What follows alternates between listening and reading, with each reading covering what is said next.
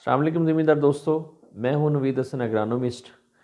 दोस्तों आज बात करेंगे गंदम पे। जैसे जैसे टेम्परेचर बढ़ रहा है तो गंदम के कुछ फील्ड्स में सुस्त तेले का अटैक आना शुरू हो गया। तो ज़मींदार दोस्तों की तरफ से मुख्तलिफ सवालात आ रहे हैं कि हम इसके आने से पहले हम इसके कैसे बच सकते हैं, इसके पहचान क्या, ये नुकसान किस तरह करता है, इससे कितना हमारा नुकसान होता है और इसको कंट्रोल करने के लिए ज़हरें कौन सी हैं।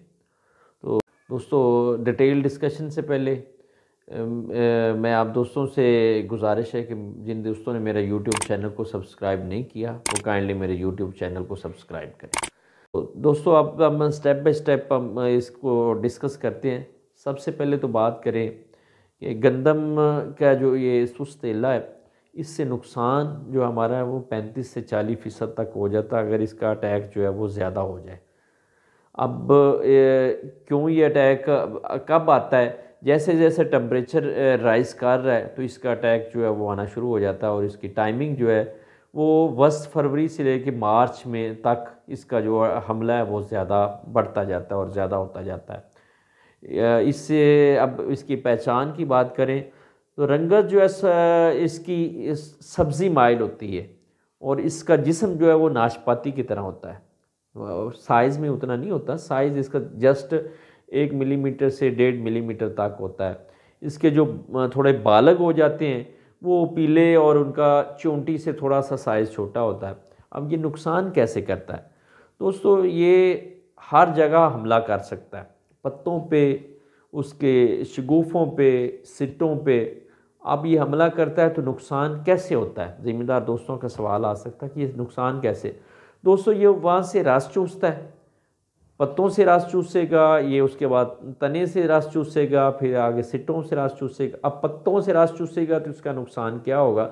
वहाँ पे उसका सब्ज़ मादा जो है ये चूस लेता है, जिसकी वजह से होता क्या है कि पत्ते के अंदर क्लोरोफिल जो फार्मेशन होती है और वो सब्ज़ मादा जो है वो ख़त्म हो जाता है या कम हो जाता है, जिसकी वजह से पत्ते का जो पौधे का खुराक बनाने का जो निज़ाम है वो डिस्टर्ब हो जाता है। जब खुराक बनाने का निज़ाम डिस्टर्ब हो जाएगा तो उसके बाद जो हमारा सिट्टा निकलेगा वो सेहतमंद सिट्टा नहीं होगा और उसमें जो सेहतमंद दाना नहीं होगा, दाने जो हैं वो सुकड़ जाएंगे और हमारी पैदावार ठीक ठाक मुतासर होती है। 10 से 15 मन तक भी इसका जो है वो पैदावार पे नुकसान।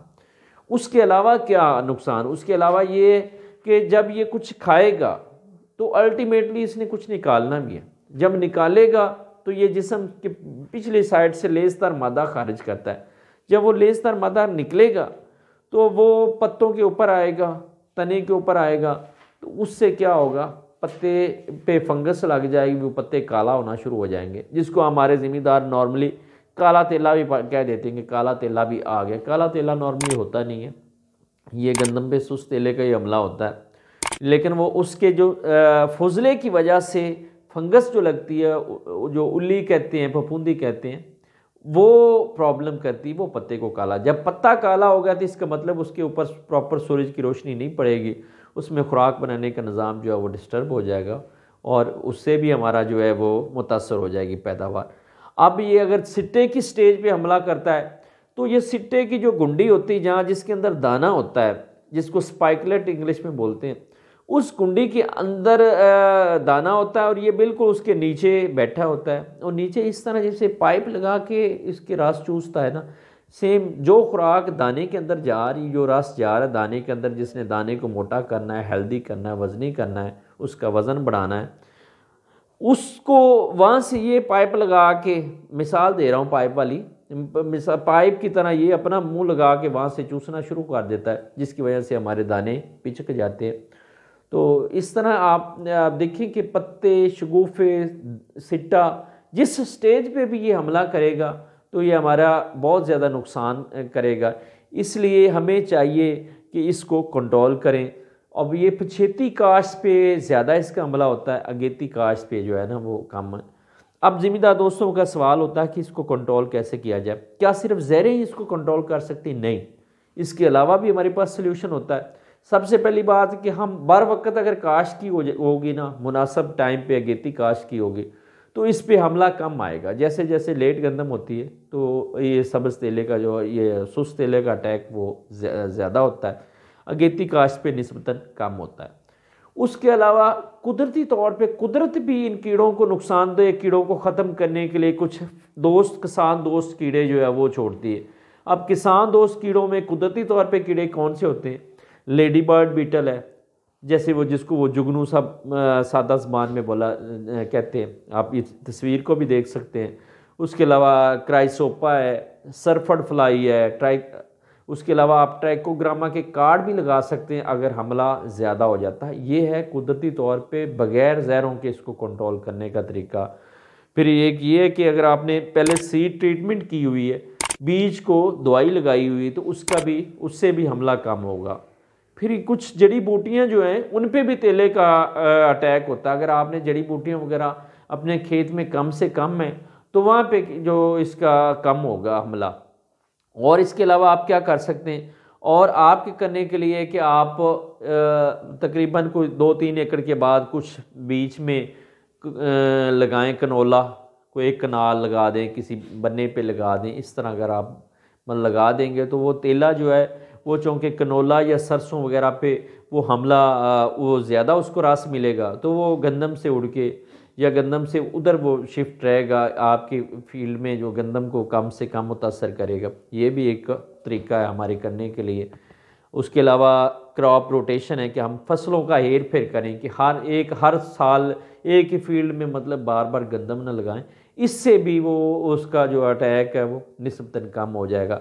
फिर अगर अटैक आ गया है, ये सारा कुछ करने के बावजूद आ गया अटैक, तो फिर हम उसकी मतलब इसको कम से कम हफ्ते में एक दफ़ा जाके पेस्ट स्काउटिंग करें। तो पेस्ट स्काउटिंग का क्या तरीका कि 1 एकड़ में 2 से 3 पॉइंट्स पे आप उसको विज़िट करें, देख लें कि वहाँ पे अगर अटैक आया हुआ है किसी किस्म का इसके सुस्त तेले का, तो आप इसके लिए स्प्रे करें। आप अगर बात करें स्प्रे की, तो स्प्रे कोशिश करनी चाहिए ये, क्योंकि ये अनाज है तो इसमें कम अज़ कम जो है वो स्प्रे करें तो वो ज़्यादा बेहतर है, ज़्यादा स्प्रे। फिर कुछ स्प्रे भी हमें जो ज़राई माहिरीन हैं, वो जो पेस्टिसाइड्स वाले दोस्त हैं, हम जो है वो कुछ कंपनीज़ वाले वो बहुत सख्त स्प्रे भी करवाते हैं। तो कोशिश करनी चाहिए कि इसके लिए मुनासिब स्प्रे भी होगा और अच्छे तरीके से स्प्रे पड़ जाएगा तो ये कंट्रोल हो जाएगा। अब इसके लिए स्प्रे कौन कौन से? इमिडाक्लोपिड बहुत अच्छा है स्प्रे है, वो कर सकते हैं। थायोमेथाक्सम एक केमिस्ट्री है, वो आप कर सकते हैं। ये मुख्तलिफ नामों से मार्केट में मिल जाएंगे। फिर कुछ मिक्सचर्स में आ जाते हैं, नाइट्रन पायरम और थायोमेथाक्सम का एक मिक्सचर है, वो आप कर सकते हैं। और अगर कहीं पे बहुत ज़्यादा अटैक है, आप समझते हैं कि इसका जो कंट्रोल नहीं हो रहा, पहले स्प्रे किया या अटैक निस्बतन बहुत ज़्यादा है, तो वहाँ पे जो मेरा आजमूदा एक प्रोडक्ट है कि आप इमिडाक्लोपिड का एक पैक लें 250 ग्राम का, और एक असीटामेप्रिड का एक पैक लें 250 ग्राम का।